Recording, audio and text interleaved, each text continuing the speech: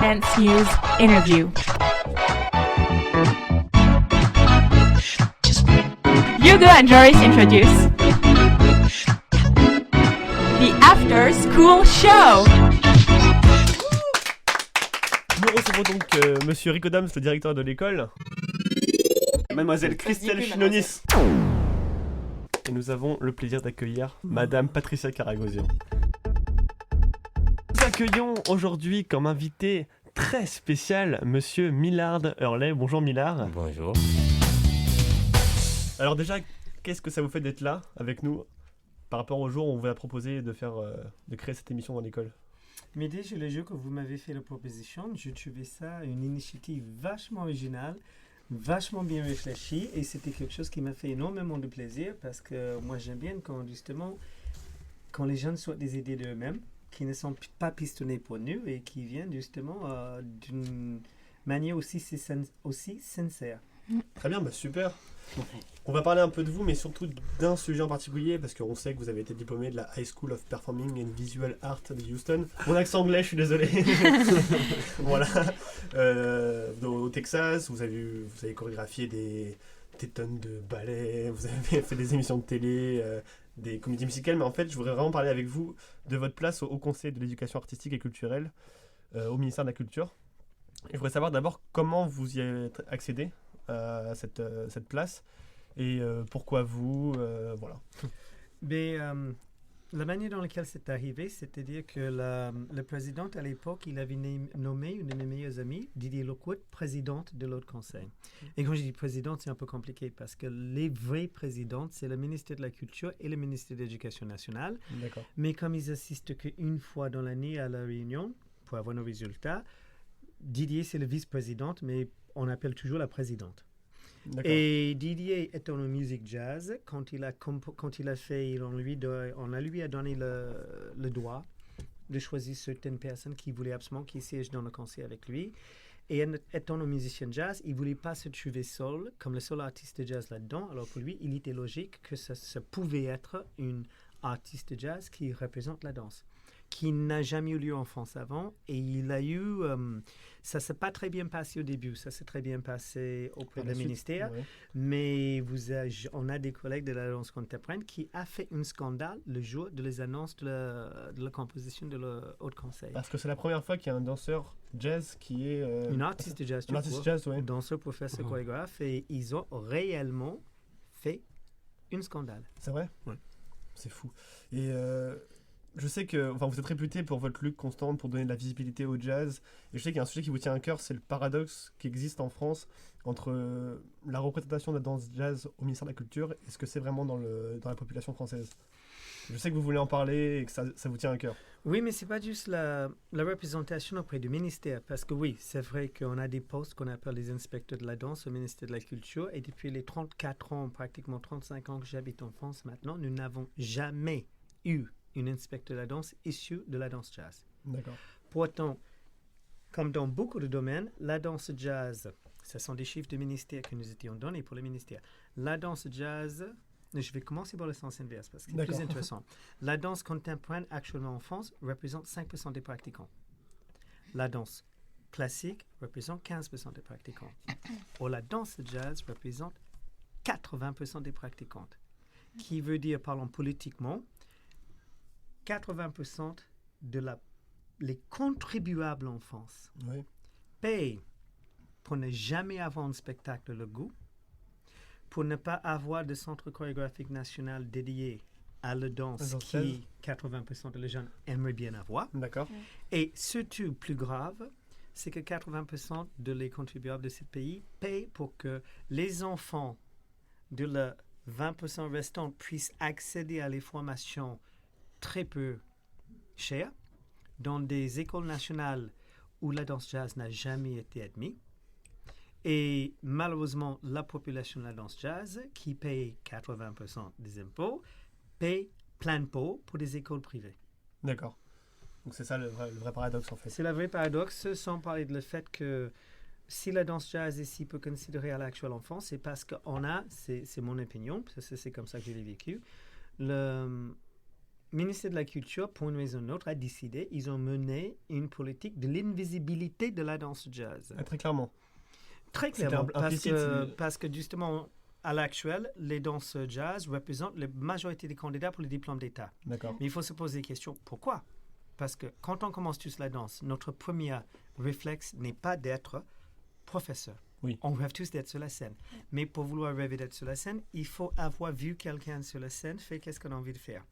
C'est vrai. Qui veut dire que Georges Balanchine nous a dit qu'il a écrit que la danse commence dans la salle, il va dans la salle, il commence dans la salle, il Oui. va sur la scène, il revient dans la salle. Et le ministère de la Culture nous a enlevé au maillon dans cette chaîne. On va de salle en salle. D'accord. Alors, au lieu de rêver d'être un artiste-interprète, la majorité des élèves maintenant, le seul repère qu'ils ont, c'est le prof. Oui. Ouais. Alors, ça va C'est de sûr, salle en ouais. salle. Alors, le résultat, ça va de soi. D'accord. Comme vous avez dit tout à l'heure, il n'existe pas de centre national de danse jazz en France. Et je crois que vous avez eu un projet à une époque de créer un centre comme ça avec Monsieur Didier Lockwood, justement. Mais en effet, Et- toujours avec mon ami Didier, on avait très envie de travailler ensemble et on avait, grâce à notre position dans notre conseil et surtout les connaissances de Didier, on a eu une réunion avec tout le cabinet de la ministère où nous avons posé un projet épais comme ça pour un centre chorégraphique national de danse et musique jazz. D'accord, Parce donc qu'on c'est- voulait, ouais. c'est vraiment son bataille à moi et lui, c'est que la musique jazz et la danse jazz, ça reste étroitement lié. Ok? D'accord, oui. Et on a été reçus correctement, ils nous ont entendus, on a déposé le dossier. Et ça date d'au moins 6 ans et on n'a toujours pas de réponse. Jamais une réponse? Non. Mais vous avez relancé? Même pas le courtoisie d'une réponse. Ouais. Non, non, Non. non. C'est dommage. Ouais. Vous avez quelque chose à dire L'administration. Non, quelque chose à dire? Je sais pas, ça vous... Joris? Bah, c'est révoltant un peu, quoi. Que des projets aussi pas originaux, mais importants, qui peuvent développer certaines danses, puissent pas voir le jour parce que certains s'y opposent pour des raisons obscures ou ce genre de choses. Moi, ça m'agace, Ouais, ouais. tout simplement. Parce que c'est vrai que la danse jazz en France, c'est quand même vachement présente. On Bah peut oui. pas Bah, il clairement. y a des chiffres qui en parlent, quoi. Ouais. C'est dommage de mettre des bâtons dans les roues aux danseurs, quoi. Ouais. Et aux danseurs confirmés qui voient que la relève, elle est pas là, elle est pas comme avant, quoi. On n'est pas assuré, oui. Mm. D'accord. Julien, peut-être quelque chose à te dire? Non, oui, non, C'est- c'est injuste. Ouais, d'accord. Donc, faut qu'on essaie de faire quelque chose pour ça. Voilà. Ouais. Clairement. C'est sûr. Déjà, l'émission, bon, Radio. on aura peut-être 10 auditeurs, mais au moins, Au essaiera moins, on de en aura faire, parlé. ça. ouais, c'est ça. Bon, une petite dernière question alors pour la route. Hein. Quel avenir vous voyez pour la danse jazz en France? Ah ben écoute, moi je suis un peu... je suis un animal un peu bizarre parce que mine de rien, je suis l'optimiste de l'amour. D'accord. Et si je Bah, c'est très bien. continue... C'est frustrant. Si je continue cette bataille, si je continue dans cette chemin, c'est parce que quelque part, je suis convaincu, mais je suis obligé de faire ce rapport. Je suis un noir américain. Oui. Et quand j'étais mis au monde, je ne pouvais même pas s'asseoir à la même table avec vous. Ouais. OK? Maya non plus d'ailleurs. OK? Mais aujourd'hui, c'est possible. D'accord. Je veux bien croire que les... Et oui, c'est vrai que parfois les gens appellent la danse jazz ou la musique jazz partie des arts nègres ou la Oui. culture noire, soit. Mais c'est une culture aussi valable qu'une autre. Oui, c'est vrai. Et parce que le mot culture, ça veut bien dire c'est quelque chose qui vient de le peuple.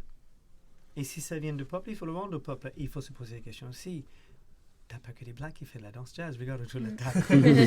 Juste pas, il y a que des blacks, dans, en fait, mon, dans- qui est dans mon métisse. propre, dans mon propre école, 98,2% de nos élèves, ils sont tous blanches. Ouais. La minorité, c'est les blacks. Alors, il faut, à un moment donné, il faut arrêter des bêtises. Aussi, dans un pays où, entre guillemets, mine de rien du tout, la musique des maquis Oui. était de la musique jazz. De la résistance? Et la première chose de certaines personnes d'un certain âge, comme le grand-mère d'une élève qui m'a vu à la Student Performance, qui m'a raconté, elle était petite fille au moment de la libération de Paris. Son souvenir, c'était des soldats noirs qui dansaient la jitterbug, le bebop et tout ça dans les D'accord. rues. Alors, c'est paradoxal quand même. D'accord.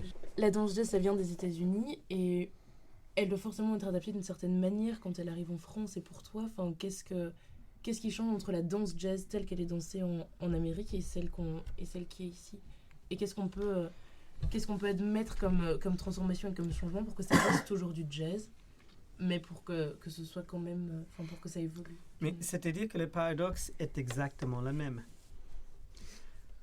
Au début des années 80, quand j'arrivais dans ce pays, la danse jazz, ok, c'est un peu compliqué à expliquer. Déjà, il faut se poser des questions. Comment ça se fait que certains de les soi-disant, entre guillemets, grands chorégraphes de danse contemporaine ont tous commencé pour le jazz?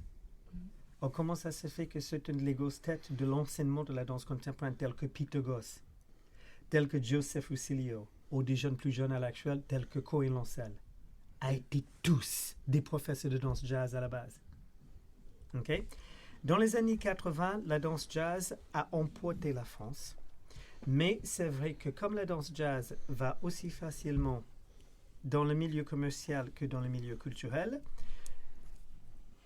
le côté commercial, je dirais, était presque trop visible. Et le côté culturel était le côté obscur de l'iceberg. Okay? C'est-à-dire que, et ça c'est vrai, on ne peut pas le nier, à l'époque, parfois, quand on voulait faire programmer une compagnie de danse jazz, on disait non parce que la seule image qu'ils avaient de la danse jazz, c'était ce qu'ils voyaient à la télé. D'accord. Qui n'était pas une danse entre guillemets culturelle. Oui, c'est plus de la show dance. Voilà, mais je reviens à aujourd'hui, ok? C'est une décision politique. On a décidé que la danse contemporaine, c'est la danse française, mais c'est quand même vachement paradoxal. Les inspecteurs de la danse et les ministères et tout ça qui mettent tout ça en place, ils disent qu'ils n'aiment pas la danse jazz. Mais tous les 2 ans, quand vous avez la compagnie à venir Tout le monde qui court. paraissent à le théâtre Châtelet, mon téléphone il sonne non-stop, tous les inspecteurs sont en train de me demander, tu peux pas m'avoir des places. C'est fou. Bon, super. Quelqu'un a quelque chose à rajouter? Non. C'est bon. C'est no comment là. Super. Ouais, c'est- Merci beaucoup d'avoir été là pour notre première émission. Ça nous touche vraiment. Merci à vous d'avoir créé cet outil, l'expression. Bah, super. Puis on vous rappellera, hein, parce que j'espère que ça va continuer. Non, mais t'inquiète pas, je suis au rendez-vous la prochaine fois. Par contre, il faut changer à chaque fois de style. La prochaine fois que tu m'appelles. Super, très bien.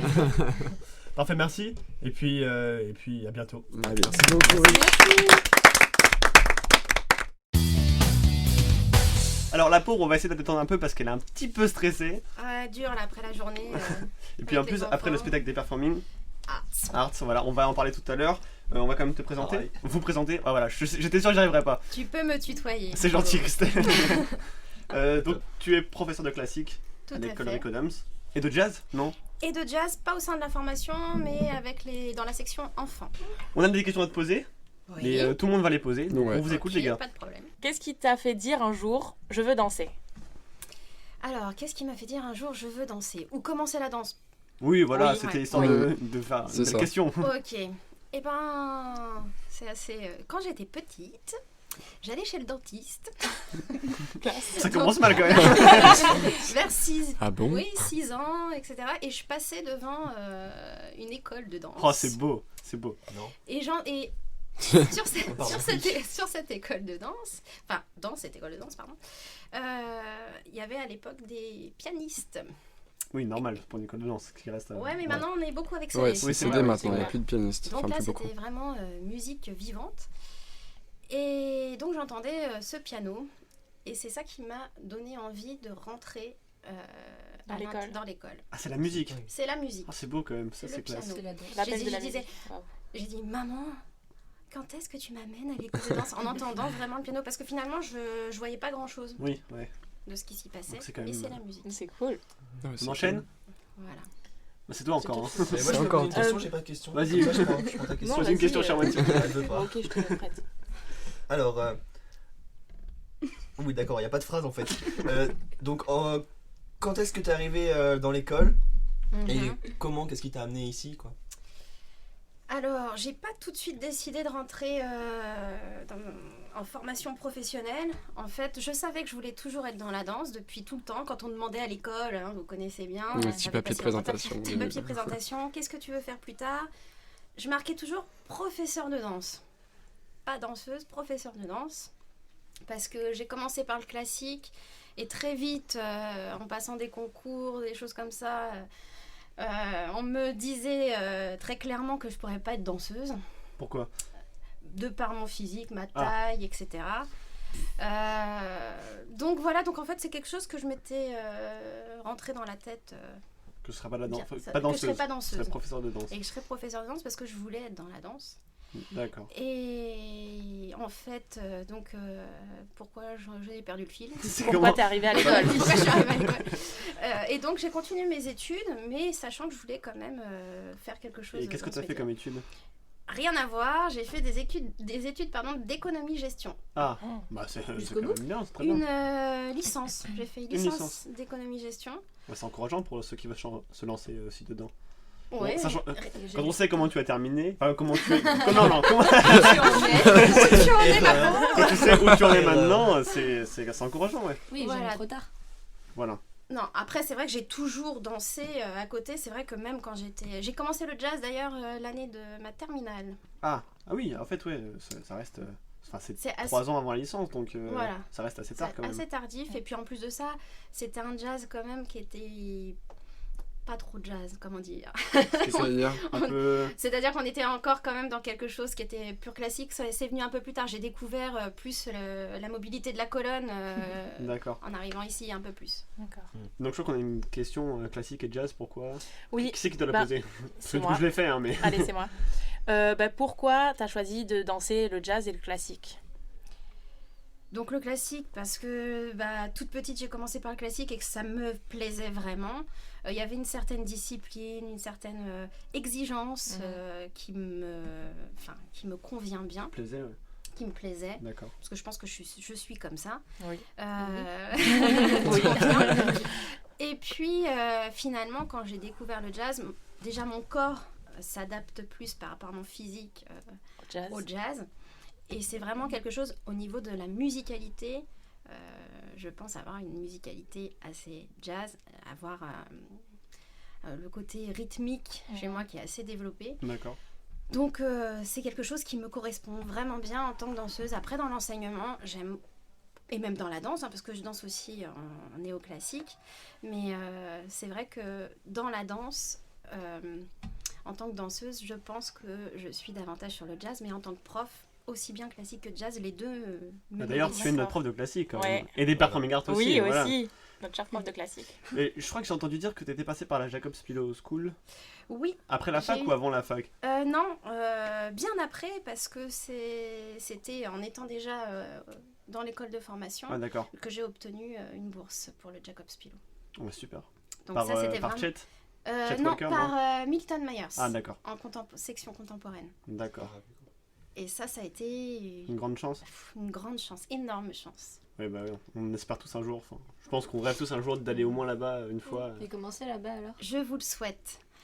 On est complètement baignés du matin au soir dans la danse.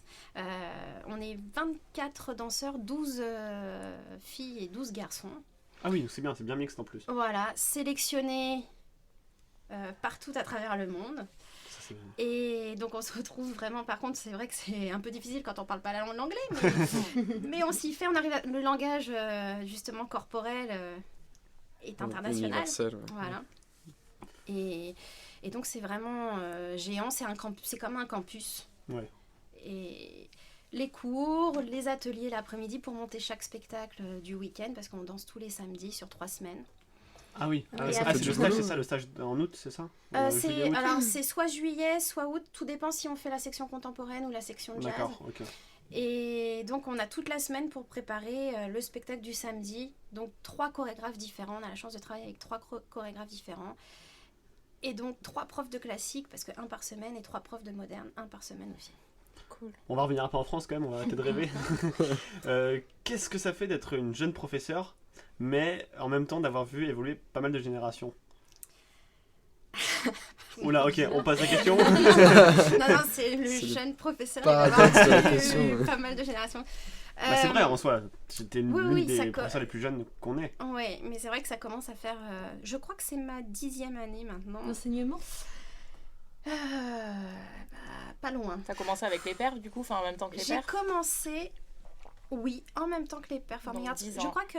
C'est leur 19. euh, C'est nos 10 ans. oui, ça doit être ça. Pas loin, en tout cas, c'est quelque chose comme ça. J'ai commencé avec très peu de cours, hein. J'avais au départ 1 cours par semaine. Et ça s'est développé après. Et je voulais savoir aussi quels sont... Ah, pardon, tu voulais rajouter quelque chose? Ben, je sais plus, donc la question était... C'était qu'est-ce que ça fait d'avoir vu évoluer pas mal de générations? Alors, c'est... si je parle des performing arts, notamment vu que ça s'est fait hier, de voir des jeunes gens arriver qui savent pratiquement pas mettre un pied devant l'autre, et au bout de 3 ans, de les voir bouger sur scène et s'épanouir, ça fait plaisir. C'est touchant. Très bien. C'est Donc on va grâce à quitter toi. un peu les performances, On est parti. on en a parlé tout à l'heure. Quels sont tes projets? Est-ce que tu veux rester à l'école? Est-ce que tu veux repartir? Dis-nous tout. Alors, mes projets, j'ai envie de danser de toute façon, donc ça c'est quelque chose que je vais essayer de mettre à profit. Bon, c'est pas difficile, Si. Au contraire, c'est le contraire que je voulais dire. C'est pas facile par ici, mais je vais tout faire pour. Après, pour le moment, continuer aussi à enseigner. Les deux sont... L'un apporte à l'autre. Donc, c'est Comme le toujours- classique au jazz, enfin tout ça c'est très intéressant. Après, honnêtement, je ne sais pas encore sur le long terme où ça va me mener. Je laisse le vent me porter pour l'instant où ça doit. J'ai eu déjà, enfin comment dire, je pense que j'ai pas fini mon parcours. Oui. Je travaille avec le jeune ballet jazz, je travaille avec les performing arts, les danseurs pros. Ça fait plein de choses à approfondir finalement. D'accord. Donc j'avoue que sur le long terme, pour l'instant, je ne sais pas, mais je sais que je veux danser, ça c'est sûr. Ah, c'est parfait. C'est ce qu'il faut. On demande que ça. Ouais. Mascara? Dans ton enseignement, tu fais une différence entre les cours de la formation et les cours un peu plus amateurs? Oui, alors il y a une différence dans le sens où on ne peut pas faire la même chose avec des gens qu'on voit une fois par semaine et d'autres qui sont en formation professionnelle et qui demandent cette exigence-là. Il faut qu'on les amène, il ne faut pas qu'on leur mente sur ce qui doit se faire. Alors que les amateurs, enfin ceux qu'on n'a qu'une fois par semaine, ça ne veut pas dire qu'on ne peut pas faire bien. Donc l'exigence, il y a une exigence. Mais on doit leur donner avant tout déjà le goût, le plaisir. Ceux qui sont entrés dans l'école de formation savent déjà ce que c'est et savent pourquoi ils sont là. Les amateurs, eux, doivent découvrir ce plaisir-là. Donc c'est pas D'accord. la même façon de faire. On a des dernières questions un peu plus personnelles pour savoir un peu Ouais. qui tu es, Christelle. C'est un peu inutile, mais moi ça m'intéresse. Qu'est-ce qu'il y a dans ton MP3? Qu'est-ce que qu'il y a dans t'écoutes? un MP3? Plein de choses. Ah bah, je veux tout savoir. J'avoue que dans mon MP3, vu que je travaille aussi en venant sur le chemin, j'ai mes j'ai mes CD de classique, j'ai tous mes CD de jazz. En l'occurrence, en jazz, j'utilise vraiment des choses très variées. D'accord. Ça va de Eric Truffaz, après à du gospel, des percus, Léon Parker, etc. J'aime beaucoup aussi tout ce qui est soul music. Qu'est-ce que j'ai tellement de choses différentes. J'ai de la variété aussi, de la pop. Il y a beaucoup de choses en fait, ouais. Ouais, c'est très C'est différent, très c'est large. très varié, Ouais. très large. D'accord. Par contre, non, très peu de rap. Ah. Désolé, est-ce que tout le monde me regarde? Genre, désolé. Mais attention parce que je suis pas non plus fermée. C'est vrai que il y a eu une certaine période du rap où c'était très agressif, très... Ouais, on est bien d'accord. Ouais. Et ça ne... Pas constructif, Voilà. disons, du tout. Donc Des ça, choses ça me- gratuites qui... Ouais, ça me ouais. plaît. Enfin, ça c'est un autre débat après. Sinon, dernière question, qu'est-ce qu'il y a dans ton lecteur DVD du coup? Bah c'est pareil, c'est assez varié, mais c'est vrai que j'ai une préférence pour les films américains. T'as le droit de le Il y a- dire, c'est pas grave, on jugera pas. Il y a quelques bonnes comédies françaises quand C'est même. vrai. Après, j'aime beaucoup les films aussi psychologiques. Oui, un peu, il faut Comme réfléchir. moi je veux savoir. Il y a des titres. Donne des titres. Hein. Enfin, j'appelle ça psychologique, après je sais pas, mais j'aime bien Le silence des agneaux, les choses comme ça. D'accord. Dragon Très bien. rouge.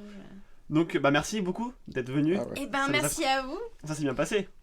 Oui. Bah, a priori, ça a été, Ça je va. vous ai pas trop ennuyé. Ah non, nous c'est parfait. Non, non, Bon. du tout. Patricia, c'est un grand plaisir de vous avoir à côté de moi et de nous, je Eh pense. oui, oui, Ouais. oui, oui, oui. Ah oui. Bah, pour moi, c'est vraiment un honneur. Je suis très flattée. C'est vrai? Ah oui. Ça me fait alors plaisir. On va commencer par une question très simple et un Oui. peu bateau.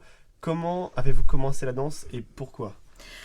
Alors, en fait, j'ai eu la chance d'être née dans une famille où on faisait vraiment beaucoup d'activités artistiques, musique, danse, théâtre. Et donc, j'ai fait les 3. Et d'ailleurs, ma mère, elle dansait quand elle était jeune. D'accord. Elle jouait super bien le piano. Et on allait beaucoup au spectacle, au concert. Et même dans la famille, on faisait de la musique, on faisait des petits spectacles, des choses comme ça. Donc, je suis un peu tombée dedans comme ça. Et pendant un moment, je n'ai pas pu choisir entre musique, danse et théâtre. Mais c'est vrai que entre la musique et le théâtre, il y a la danse. Ça réunit en fait tous les 3 disciplines. D'accord, donc vous trouvez que vraiment entre le théâtre et la musique, il y a la danse qui est au milieu et qui réunit les deux. Oui, parce que c'est une expression corporelle Ouais. comme le théâtre. Bon, après, bien évidemment, il y a d'autres paramètres dans le théâtre. Il y a le texte, il y a beaucoup d'autres choses. Mais en tout cas, pour moi, à cette époque-là, c'était l'activité, la discipline qui me satisfaisait le plus. Très bien. On va y revenir tout à l'heure. Nasser, on écoute ta question. Oui, alors, donc vous commencez votre carrière au sein du Pittsburgh Ballet of Theatre avec le Civic Light of Opera of Pittsburgh. Vous dansez et jouez dans 18 comédies musicales. C'est vrai. Donc, parmi, il y a Kiss Me Kate, The Fair Lady, My Fair Lady, oui. Applause, West Side Story. Et par exemple, dans West Side Story, quelle était l'ambiance avec la troupe, derrière la scène, dans les coulisses, en général? De toutes les comédies musicales que j'ai eu la chance de faire, West Side Story, c'était celui qui nous a fait plonger dans une certaine réalité. Donc, c'était très fort comme expérience. Surtout que, voilà, la plupart d'autres comédies musicales sont très divertissantes, assez décoratives. Ils ne traitent pas forcément des sujets très profonds. Et là, carrément, on est dans Roméo et Juliette quand même. Hein? Oui. Et puis, la musique de Leonard Bernstein est magnifique.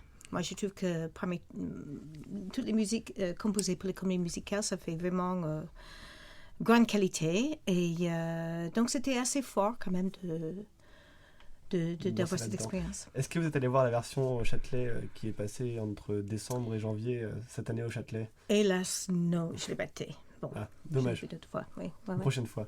Agatha, on écoute ta question. Alors, on sait que vous êtes diplômée du CA en danse jazz. Oui.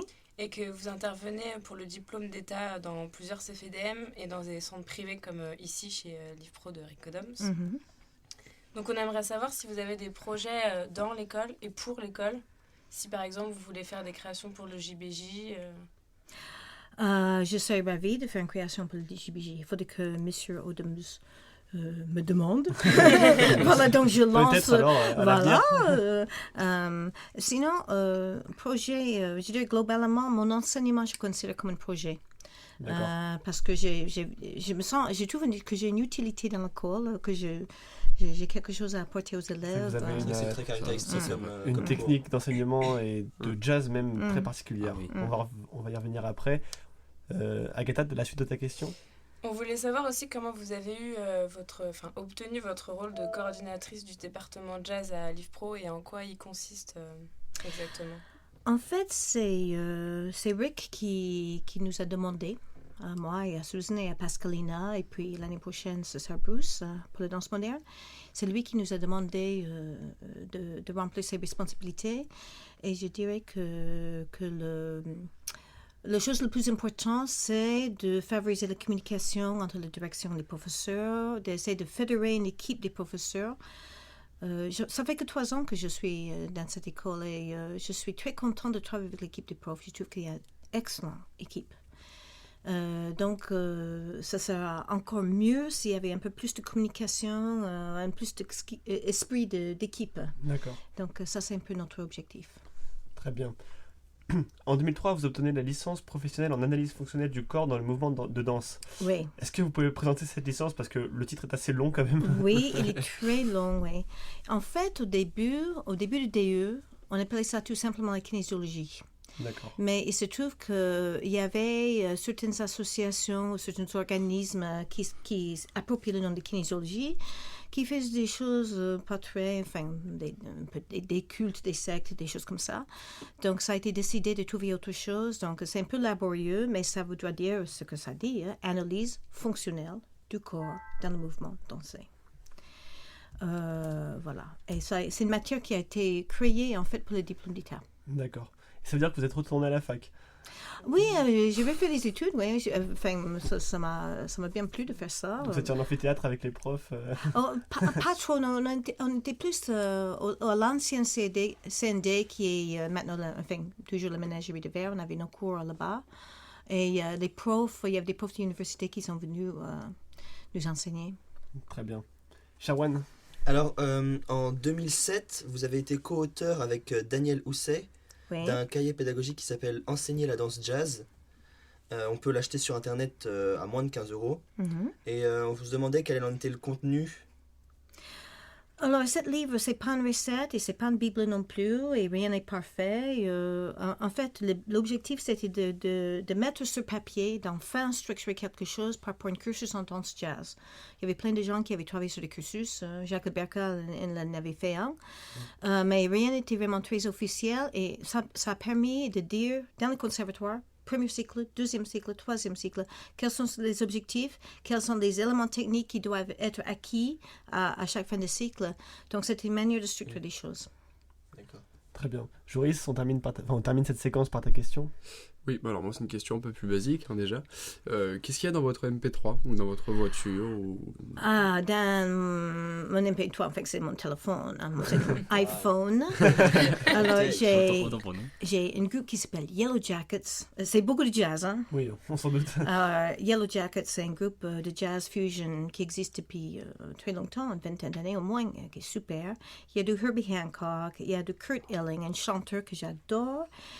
Il y a de la Avishai Cohen et des jazzmen français comme André Ciccarelli, Pierre-Alain Gouache, et puis des grands classiques comme Miles Davis, Ella Fitzgerald, Charlie Parker, John Coltrane, Dave Brubeck, etc., etc., etc. Wow. D'accord. Et le film qui tourne le plus dans votre lecteur DVD? J'ai pas vraiment un film qui tourne le plus. Moi, j'aime beaucoup préféré. ma film préféré. Oh là là. Je ne sais ça. pas dire, hein, parce que j'aime beaucoup le cinéma et j'ai un goût très éclectique et il y a beaucoup de choses différentes que j'aime. J'ai une dernière question qui me vient à l'esprit. Vous avez vu des versions des comédies musicales sur scène et en film. Qu'est-ce que vous pensez par exemple de West Side Story entre le film et la comédie musicale? Alors, le film, ce qui est génial, est que c'est filmé dans les rues de New York, donc il y avait beaucoup plus de distance pour prendre des élans dans les courses, dans les sauts, qui sur scène, c'est pas possible de faire. Oui. Également, il y a des différences dans les versions filmées et les versions de scène. Par exemple, le morceau Cool, dans le West Side Story original qui était fait pour Broadway, pour la scène, Cool arrive beaucoup plus tôt.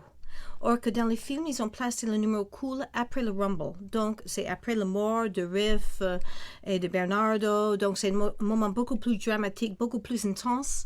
Et je trouve que c'est plus fort. Plus fort. Oui. Très bien. On vous retrouve tout de suite après dans la prochaine séquence pour continuer l'interview. Et on va bien sûr diffuser une musique. Je sais que votre fils fait de la musique. Mike Karagosian, c'est ça? C'est ça, oui. Et je pense qu'on peut diffuser une de ces musiques. Oui. Qu'est-ce que vous en pensez? Bah oui. Parfait. Oui. Et on se retrouve tout de suite après pour la suite de votre interview. Merci.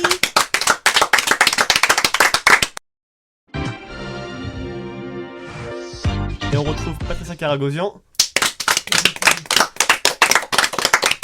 pour la suite de son interview. Joris, on t'écoute.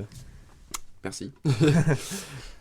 Patricia, vous chorégraphiez la partie jazz du Cygne, etc. Solo pour Pedro Powell en 2000, West Side Story en 2000 aussi, Cats en 2004, joué au Théâtre du Châtelet. Je vais juste interrompre parce que je voudrais préciser que le projet de West Side Story Cats au Théâtre du Châtelet, c'était un grand projet scolaire, c'était pas avec des troupes professionnelles. Ah, d'accord. Mais il y avait un mélange des professionnels, des chanteurs professionnels et des jeunes honoraires managers qui ont dansé. Voilà. D'accord. Juste je prends note. honnête, Je savais pas. En 2011, vous créez la compagnie PGK pour promouvoir la créativité chorégraphique dans un champ d'expression jazz. On a pu assister d'ailleurs à votre représentation de Unfinished Fragments au Conservatoire de Montreuil le 25 mai dernier. Avez-vous des projets pour votre compagnie? Alors, pour l'instant, j'ai pas envie d'amorcer une nouvelle création. J'ai vraiment envie d'exploiter déjà la création qu'on avait faite l'année dernière. Parce qu'en fait, pour l'instant, on n'a eu que 5 dates. À chaque fois, plein, à chaque fois, le public très en demande. Donc, je cherche surtout à diffuser. Voilà. D'accord. Il faut préciser qu'on a Magali Vérin, notre professeur de Horton, qui danse dans la compagnie Tout et à dans le fait. spectacle Oui. en question. Et aussi une grande claquettiste qui s'appelle Lila Petronio. Vous portez une attention particulière à l'improvisation et à la relation musique-danse, vous en parliez tout à l'heure. Vous improvisez en concert dans divers festivals de musique jazz avec Philippe Carrière, avec Benoît Souris, etc. Depuis 2006, vous êtes présidente de l'association Coda Jazz, dont la mission est de cultiver et défendre la qualité et la reconnaissance de la danse jazz en France. Donc vous êtes très impliquée dans ce milieu-là. Et pour vous, c'est une question très large, mais comment ressentez-vous la danse jazz ? Comment je ressens la danse jazz? Oh là là, ça c'est une grande question et c'est difficile de répondre dans peu de mots. Vous avez tout votre temps. Oui, c'est un bouillonnement, une intensité profonde qui est générée par le rythme, le swing et le groove. Mais c'est plus... pour moi, la musique jazz et la danse jazz, je préfère garder ça ensemble dans une même expression, que c'est pas quelque chose qu'on associe comme ça. D'accord. Et je trouve que c'est pas juste une esthétique musicale, mais une philosophie. Je trouve que le jazz met en valeur la force de l'être humain, l'individu, de cultiver sa propre singularité, son propre identité, et en même temps savoir participer dans une action et dans un événement collectif. D'accord. Et d'après vous, je sais que l'improvisation est très importante dans votre travail. Est-ce que c'est l'essence même du jazz ? Oui, en fait, il n'y a pas que l'improvisation, et puis l'improvisation existe dans la danse contemporaine, dans la musique baroque, je veux dire, c'est pas uniquement présent dans la danse jazz, mais oui, je pense que être une danseuse jazz sans savoir improviser, c'est un grand handicap, parce que l'improvisation permet d'être vraiment dans le moment présent et d'être à l'écoute des autres, à l'écoute de l'espace et d'avoir une certaine musicalité spontanée. Voilà, c'est enivrant. C'est une addiction. Et je sais que on va parler de hip-hop justement tout à l'heure, je sais que vous êtes très sensible au fait que maintenant, en hip-hop, on fait souvent des cercles avec chacun qui rentre chacun son tour pour faire une démonstration. Et vous aimez beaucoup ça, je crois. Oui, tout à fait. Et vous dites que c'est souvent... C'est aussi le jazz, c'est comme ça que ça a commencé. Oui, en fait, pour moi, le hip-hop, le jazz et le claquette, c'est la même famille. C'est la même famille. C'est des cousins. Voilà. Alors justement, il y a une différence dans ces familles. Il y a une discipline, le jazz, qui a un diplôme d'État, et le hip-hop qui, pour l'instant, n'en a pas encore. Et je sais que le ministère de la Culture souhaite peut-être en instaurer un, et ça crée polémique dans le monde du hip-hop, notamment de tous les danseurs attachés au Juste Debout, à la Juste Debout School, qui ont fait justement au Juste Debout en mars dernier une vidéo pour être contre ce diplôme d'État, pour contrer ce diplôme d'État. Parce qu'ils trouvent que ils peuvent pas codifier une technique qui est en perpétuelle évolution. Le problème se pose aussi que s'il n'y a pas de diplôme pour enseigner ou de pédagogie, n'importe qui peut enseigner le hip-hop. Donc ça peut créer des problèmes, ça peut être dangereux pour chaque pratiquant. Donc voilà, je voulais savoir qu'est-ce que vous en pensez chacun. Je vais commencer par Joris. Moi, je voudrais revenir juste sur ce que tu as dit par rapport à l'évolution des danses. Il n'y a pas que le hip-hop qui évolue, en fait. Oui, bien sûr, oui. C'est un peu trop exclusif de dire ça. Donc, en fait, il se singularise un petit peu trop, je trouve, dans le hip-hop. Du coup, c'est un débat qui peut quand même être intéressant. Après, il ne faut pas tout de suite dire je suis contre ou je suis pour. Il faut d'abord en débattre et ensuite voir ce que ça peut donner. Mais c'est vrai qu'avec le diplôme d'État en danse jazz, est-ce que ça n'a pas ralenti l'évolution de la danse jazz? Et on va vous écouter, Patricia, là-dessus. Moi, je ne crois pas. Ça crée des débats. Oui. Et beaucoup de débats assez houleux, des désaccords. Mais moi, je pense que ça a obligé ceux qui sont professionnels, enseignants de la danse jazz, de se poser des questions, quels sont les fondamentaux. D'accord. Voilà. Et peut-être pour les hip-hop, c'est ce qu'il faut les faire. Quels sont les fondamentaux du hip-hop? Oui, donc comme on a dit, je pense que ça peut être important de rappeler les fondamentaux, mais en même temps, le hip-hop, il y a plusieurs catégories. Donc ce serait important de mettre un DE hip-hop pour les profs, etc., pour pas que n'importe qui puisse enseigner. Comme tu as dit, ça peut être dangereux, des profs qui enseignent mal, juste par exemple comment c'est tiré. Si on dit n'importe quoi, bah, ça peut...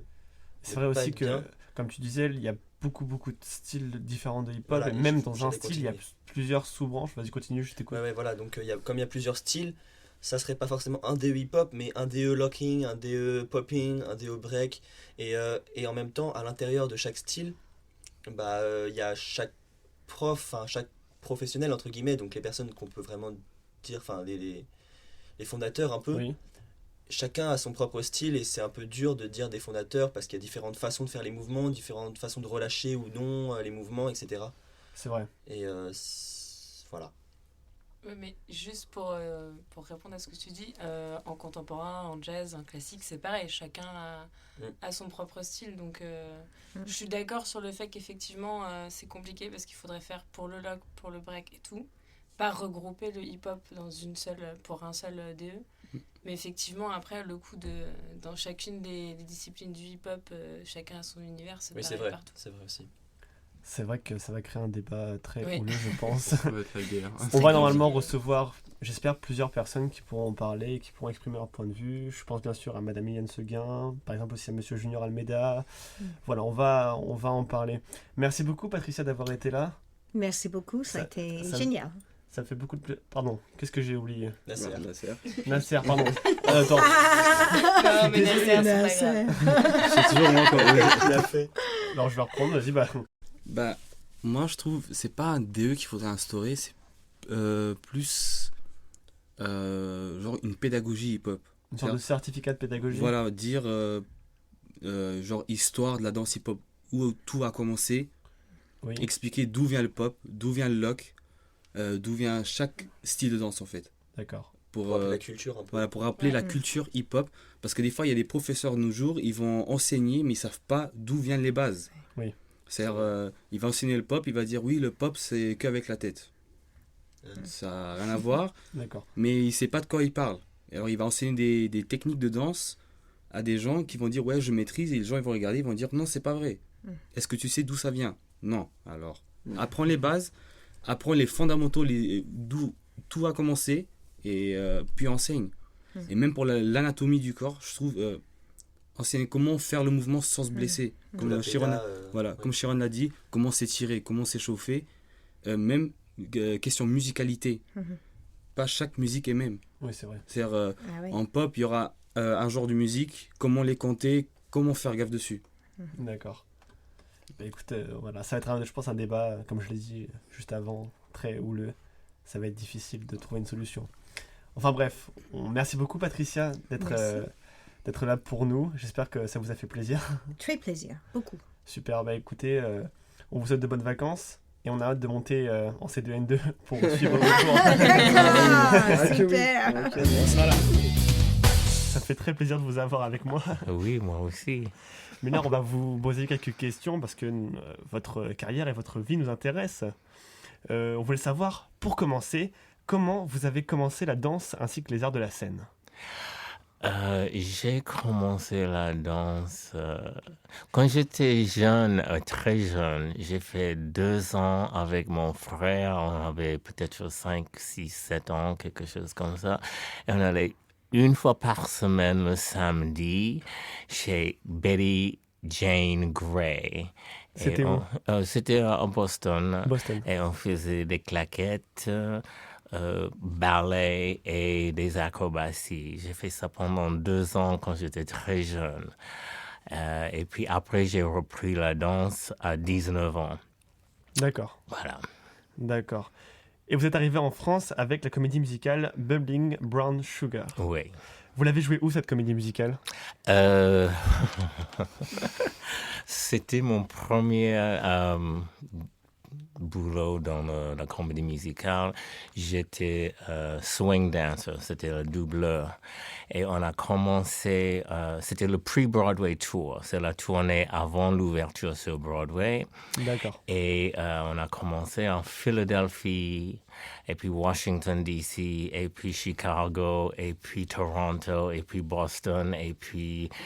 Mais le problème, c'était pendant cette tournée, il y avait une grève des musiciens à New York. Donc, on restait en tournée parce qu'on ne pouvait pas rentrer à New York. Donc, on tournait comme ça, et comme ça, et comme ça. Et puis, finalement, la grève était terminée et les producteurs, ils ont dit, bon, on va continuer la tournée parce que c'était le temps de faire les Tony Awards, les meilleurs spectacles C'est l'équivalent des Molières pour la France, sauf que là-bas, ils récompensent les comédies musicales. Et c'était l'année de Chorus Line et Chicago. Et les producteurs de Bubbling ne voulaient pas être en concurrence avec Chicago. Ça. Ouais. Mais la compagnie a dit « On n'en peut plus, on va à New York !» Donc on est allé à New York et voilà. Et vous êtes venu en France avec cette comédie musicale ? Oui. Vous avez joué dans quel théâtre ? Théâtre de Paris. De Paris ? Oui. D'accord. Et combien de temps ? C'était à peu près 6 mois, je crois. D'accord, c'est quand même pas mal. Ah oui, ça a très, très, très bien marché. Joris, on écoute ta question ? Du coup, on n'a pas posé cette question. À quel âge vous êtes arrivé en France ? C'était en 79-80. Et donc, j'avais quoi 28 ans. 28 ans. Et puis, ça fait un petit bout de temps, du coup, vous êtes resté en France. Pourquoi la France, ça vous a séduit ? Je sais pas, mais en fait, au départ, j'ai resté en France parce que j'avais un contrat quand le spectacle était terminé. J'avais un contrat et puis il fallait que je reste pour remplir ce contrat. Il était très bien payé. Et c'était une pub pour Bonga Quick, pour Bonga. Et j'ai dû jongler 3 balles, donc on m'a envoyé dans une école de cirque pour apprendre à jongler 3 balles. Et voilà, c'était comme ça que j'étais obligé de rester. Canel, c'est ton tour. Alors, j'ai entendu dire que vous avez travaillé avec Dalida et Sylvie Vartan. Est-ce que vous pouvez nous en dire plus ? En fait, c'était juste après ce pub. Il y avait une fille que... Moi, j'étais le maître de ballet pour Bubbling Brown Sugar et j'avais engagé des doubleurs ici à Paris. Il y avait une fille, une Américaine, qui travaillait pendant des années avec Sylvie Vartan. Et elle m'a dit, « Oh, est-ce que tu veux aller faire la tournée avec Sylvie Vartan ?» Et j'ai dit, « C'est quoi un Sylvie Vartan ?» Et puis, voilà, il y avait des discussions. Et puis, finalement, je suis rentré dans ce troupe. Voilà. D'accord. Et avec Dalida ? C'était la télé. À la télé. C'était pendant des années que je faisais la télé. Donc, je peux dire que je n'ai pas travaillé avec Dalida. J'ai travaillé pour la télévision. Et voilà, c'était parce que j'ai toujours refusé d'aller dans ces productions, dans ces tournées et tout ça. C'était la télé, voilà. Et le reste, on ne voulait pas. D'accord. Maxime. Alors, moi, je vais vous poser des questions concernant vos projets, que ce soit par rapport à une compagnie ou peut-être à une comédie musicale éventuelle. Pour le futur. Non, j'avais un compagnie pendant quelques années, donc j'ai déjà donné. Donc, je sais ce que c'est. Puis, non. J'ai donné. Donc pour l'instant, tranquille, on reste à la formation. C'est oui. plus stable. Ça suffit, non? Oui, bien sûr. C'est très bien. Julien. Alors donc, on a vu que vous étiez donc professeur ici et aussi que vous donniez des cours au PERF et on a remarqué que vous étiez très attaché au PERF et on voulait savoir pourquoi cette envie, même si bon, la réponse va de soi. Mais en fait, au départ... Quand ils avaient commencé cette école de performing arts, je ne faisais pas partie. Ils avaient balancé la première année les élèves dans l'école de danse et c'était catastrophique. Et après, il y avait Eliane qui dit « Mais un milliard, est-ce que tu peux faire les perfs ?» Donc, en fait, ça a commencé comme ça.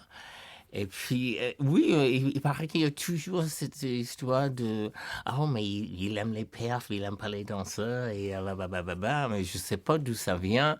Mais il faut dire que les perfs, ils sont plus ouverts, ils sont plus proches à moi. Ils communiquent avec moi de manière que les danseurs, ils ne font pas. C'est pas faux. Et vous pensez que... Parce que moi, je suis toujours la même. Je suis la même personne. Et puis, je peux voir des danseurs. Je dis, ah, ça va. Ils sont comme ça, ils répondent, j'entends pas leur voix, mais je crois que c'est eux qui mettent une barrière ou des murs plus que les perfs, parce que les perfs, ils sont plus dans la communication par rapport à la parole, parce qu'ils lisent des textes, ils jouent des scènes, et ils sont obligés de chercher la psychologie et des sentiments des personnes. Donc, ils sont plus dans la communication que les danseurs. Est-ce que vous pensez que les danseurs de Live Pro devraient prendre des cours de théâtre et de chant pour améliorer, en fait, et pour apporter des choses à leur danse? Je ne peux dire que oui, parce qu'en fait, j'étais dans le théâtre, j'étais dans les arts de la scène, tout ce qui était théâtre, avant de commencer dans la danse. Voilà. Donc, quand j'ai commencé dans la danse, on m'a dit, mais pourquoi c'est si facile? Parce qu'il faut avoir raison pour bouger, il faut communiquer avec le corps. Voilà. Donc, Vous connaissez un peu de comédie musicale française actuelle ou pas? Oui. Oui. Est-ce que vous pouvez nous dire qu'est-ce que vous en pensez, lesquels vous avez vus, pas vus, ce que vous avez aimé?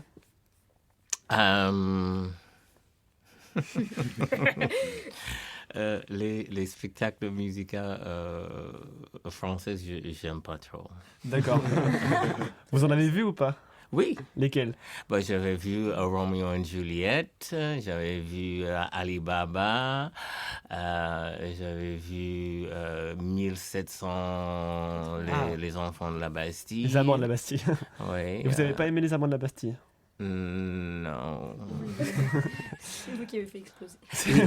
Il était très loud et très long. Il y avait des belles mises en scène. Mais je trouvais des incohérences par rapport à l'histoire qu'il voulait raconter. Et puis bon, la comédie musicale, c'est une pièce de théâtre avec la musique et la danse. Et la musique et la danse est là pour avancer l'histoire et pour donner des informations sur les personnages, sur les protagonistes, sur leur état émotionnel, sentimental, psychologique, des choses comme ça. Et vous pensez que, par exemple, 1789 est moins théâtral que d'autres comédies musicales? Ils ont essayé de fabriquer cette histoire de l'amour et tout ça, mais dès le début, je ne croyais pas, mais c'est ridicule. Non, mais il y avait des bons numéros, parce que Giuliano, il est super. Giuliano Paparini, c'est un garçon avec un talent énorme. Mais ce qui me plaisait pas, c'était la matière de la base. Et alors, les comédies musicales américaines, ou alors du monde entier? Est-ce que vous en avez vu? Vous en avez sûrement vu. Ah oui, j'en ai vu pas mal. Lesquels vous préférez? Mon préféré, c'est A Little Night Music de Sondheim. C'est un bijou. C'est extraordinaire. Sweeney Todd, c'est extraordinaire. Enfin, moi, j'adore de Sondheim. Voilà. D'accord. Ouais, j'aime ce qu'il fait. Ludivine? Y aurait-il une célébrité américaine ou française que vous admirez? Célébrité?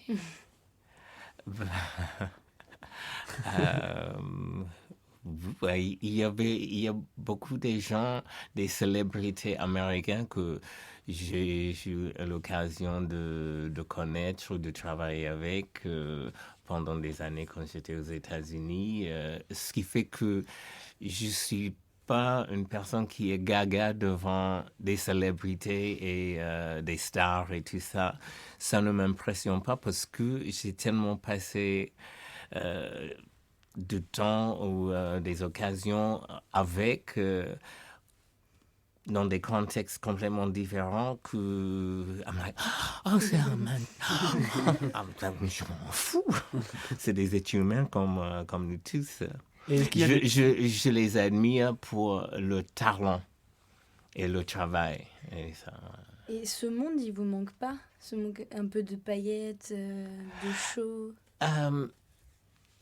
Non, enfin, Non, je ne veux pas dire que ça me manque parce que je l'ai vécu et donc c'est pas quelque chose qui me manque. Je peux dire que je l'ai fait et sur un bon niveau et non, ça me manque pas.